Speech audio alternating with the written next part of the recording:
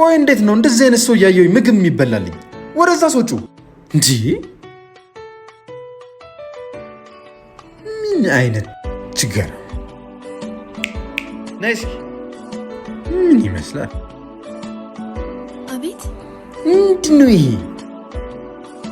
ቆይ እኛ እንዳንበላ ነው? ይቅርታ ረብሻ እንዴ?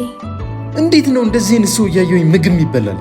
ወደዛ ሰውጩ እንጂ ይቅርታ ማስወጣት እንኳን አልችልም።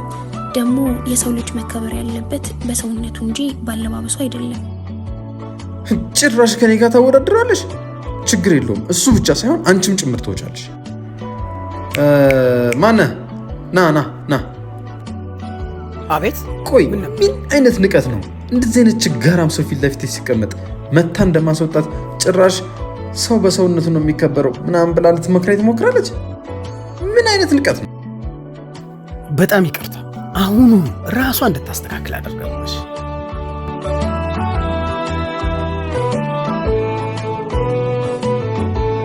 እንኳን ደህና መጣ። ምን ልታዘዝ? ሳላድ ይኖራል? አዎ። እሺ። ይቅርታ፣ ያ ሰውዬ ምንድን ነው የሚልሽ? አይ ትንሽ ምግብ ቆይቶበት ነው። ችግር የለውም።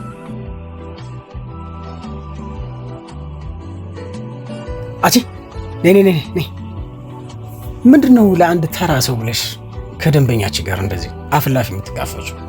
አርፈሽ ስራሽን አሰሪ።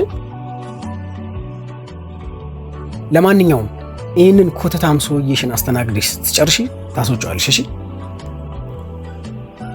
ይጂ፣ በቃ ወደ ስራሽ።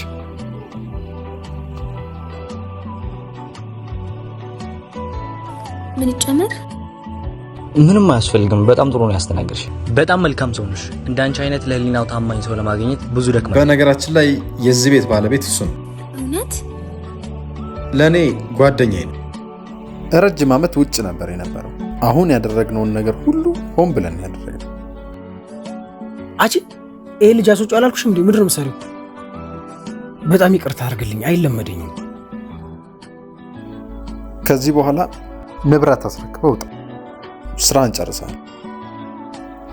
መጀመሪያ ለሆድህ ከመኖርህ በፊት ለህሊና ነው። ሁሌም እንዳንቺ አይነት መልካም ሰው ነበር ስንፈልግ የነበረው። ከዚህ በኋላ የዚህን ቤት ኃላፊነት አንቺ ሙሉ ለሙሉ ትረከቢዋለሽ። የምርህን ነው? በጣም ነው የማመሰግነው። መልካም የስራ ጊዜ። አመሰግናለሁ።